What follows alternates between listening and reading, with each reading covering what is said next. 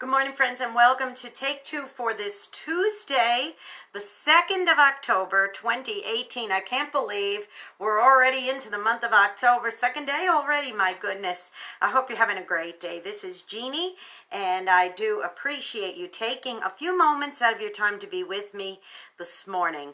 Well, I want to share something that I was thinking about this morning when Michael and I were having our prayer time and our devotion time this morning, and that was a story that came back to my mind from many years ago when I was in college. And I had two friends in college, Kathleen and Trish. They were like best friends. And the two of them used to do a lot of things together. And when Kathleen had an opportunity to go, I believe it was to West Virginia, she needed to go there for a reason, for something to do with her family. And she asked Trish to come along. They were going to be gone just a couple days. And they were going to do a drive over and a drive back. And meant driving like the whole length of Pennsylvania. And it's just going to be a really nice drive. So she said, sure, I'll go with you.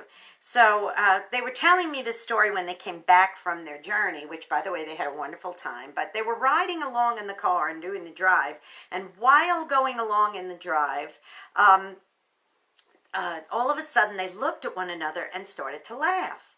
And Trish said, well, you know, it's really funny because Kathleen was at the wheel driving and I was sitting in the passenger seat and I was just kind of gazing out the window. And she said, and we realized, you know, when the two of us get together, we're always talking. We never run out of things to say. A lot of times besties, girlfriends never run out of things to say. She said, but for some reason that day, we almost had nothing to say to each other because we were looking out the window. And I said, what do you mean? And she said, well, we were just looking at the beauty of nature.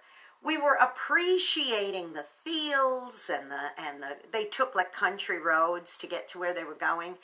And it was fall and all the leaves were turning. And she said it was just majestic and beautiful. And we realized there were no words that day. All we needed was to just soak in the beauty and just look out the window. And I started thinking, my goodness, isn't that something? She said like over an hour had passed, like an hour and a half passed, and they realized they hadn't spoken one word to one another because they were so in awe of the majesty of the scenery around them. Now, fast forward, 40 years, and I was at Publix grocery store. I was on the checkout line, and there was a woman with her teenage daughter, and they were checking out ahead of me. And the lady at the register apparently was friends with them or knew them, were acquainted with them, and said, so Mrs. So-and-so, how was your trip? What was it, Colorado you went to? And she said, yes, we had a wonderful summer vacation. We took the kids. I guess they had two teenagers or a tween and a teenager. She said, we went and it was really fun. We went to Colorado, went to the Rocky Mountains, went to Pikes Peak, did this, that. And she's telling all about this trip. She said, and we even drove all the way up to South Dakota and we saw Mount Rushmore. And they're talking, she says it was very pretty. And the checkout lady leaned over and said to the teenage daughter who was there, and this is what the teenage daughter was doing. She was there going on her phone. And she said, so, Kimberly, or whatever the girl's name was, how was your trip? And the teacher, it was so funny, not the teacher, excuse me, the mother of the teenage girl said, she said, answer her, please. And the girl looks and she goes, what? And she said, she's asking you how you enjoyed your summer trip. And she goes, oh, it was nice. And she just keeps doing this. Finally, the mother took the phone out of the kid's hand. She said, she was asking you about the trip. And I guess the checkout girl was a little embarrassed. And she said, oh, how did you enjoy Mount Rushmore? And this teenage girl is like this. And she says, Mount Rushmore, the mother said. You remember with the president's faces in the mountain? She goes, oh, yeah, it was nice. And then the mother, kind of disgusted, she hands the phone back to the teenage daughter and she says to the checkout lady, she says, you know what? I honestly don't think she even remembers 1 minute of this trip, because she and her brother were more interested in doing this on their phones than they were at seeing anything. And she used the same word. She said, never once do I think they even looked out the window. And I thought, wow, that is so sad.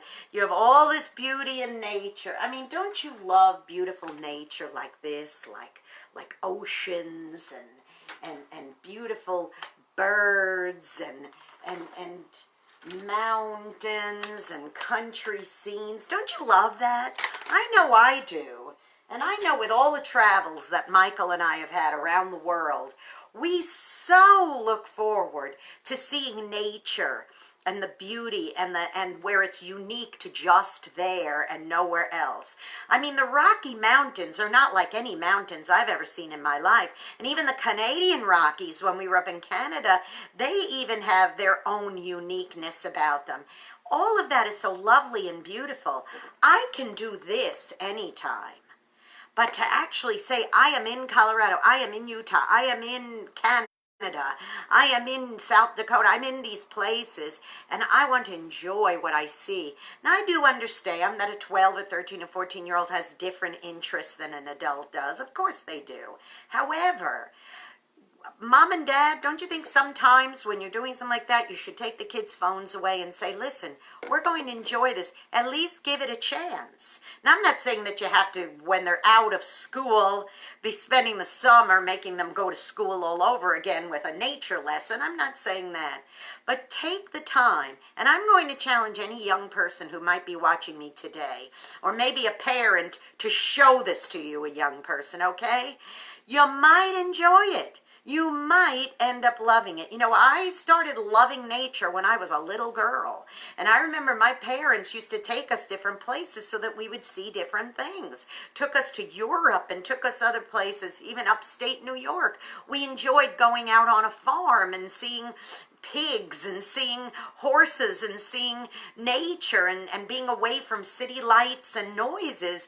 We enjoyed that because we were taught to enjoy our surroundings and to take time to look out the window. You know, once in a while we need to just stop and smell the roses. But you know what else? Sometimes we need to just stop and gaze at the roses too. You know, I have friends who've been to Holland and lived in Holland.